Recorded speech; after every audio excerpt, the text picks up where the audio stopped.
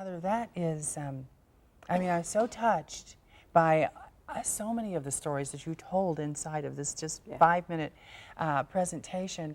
And I'm really, really moved by the part that war and conflict play as a backdrop for these experiences that your father had and that your grandfather had. What do you think there is about the test of war that makes gratitude rise to the surface? When I learned from my grandmother about blessing the hand instead of biting the hand, that's, I think, the difference. Abraham Heschel once said, if you have only one prayer to pray, it is sufficient to say thank you. This failure to say thank you, this understanding that we are all gifted. We own nothing but what we have been given. I think if that's absent, then this terrible hostility and hunger about needing to grab, to take, to defend, divide, it's difficult to resist. Heather, this beautiful spoon, and as you say, it grows traditionally in Korea from the time of birth to later years.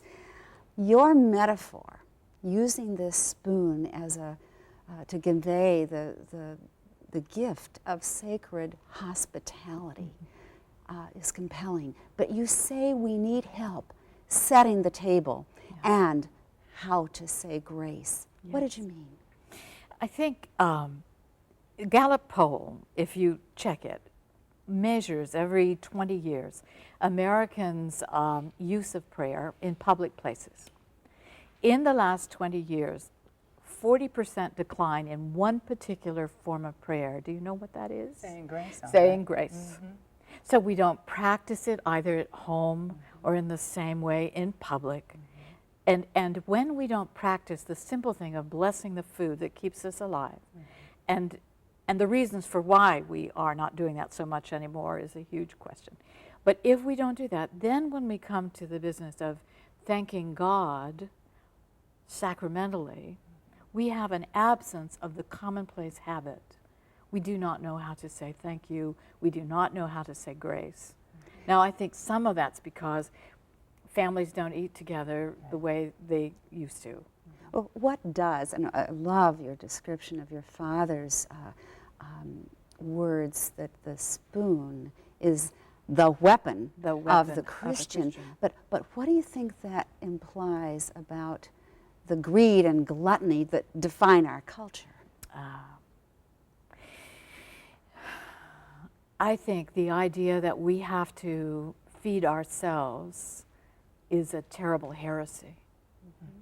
And because if we think we have to feed ourselves, then we will become the consuming culture that ends up feeding on itself and the whole world. It's a terrible, terrible hunger that won't go away. That spoon had a life beyond the moment when I learned that it's a secret weapon of a Christian. I carried it to a very small Methodist church that's in the very tip of South Korea, right on the border.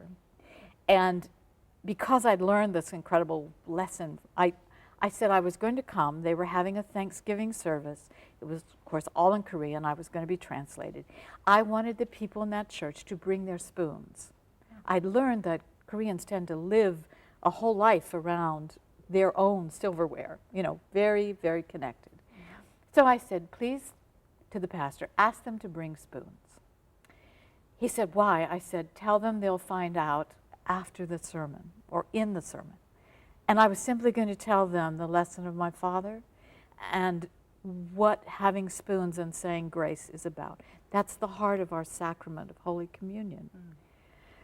So I preached. There were only about 140 people, a small church as Korean churches go.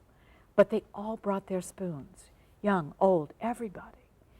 And after the sermon, I asked them if they were willing to use their spoon to feed even the enemy that was basically less than 10 miles away. they were to bring that spoon up, put it in a basket. The pastor would lift it up and pray for those spoons that they would work the work of Christ. My goodness. And then they would take their spoon back, because if that road ever opens between the north and the south, it'll go through that little village. So I wanted them to be armed with spoons. So they all came up. Even there was a young mother, she had a baby on her shoulder, and she put her spoon in, she thought for a moment, and then she took the baby's bottle and put it in the basket. And then later explained through a translator, she wanted her baby to be fed that way. Isn't that beautiful? Heather, our time is almost up, but in a second, tell us the title of your upcoming book in which the spoon is featured. It's The Holy Life of Human Things. Oh, wonderful. Thank you so much. Thank you.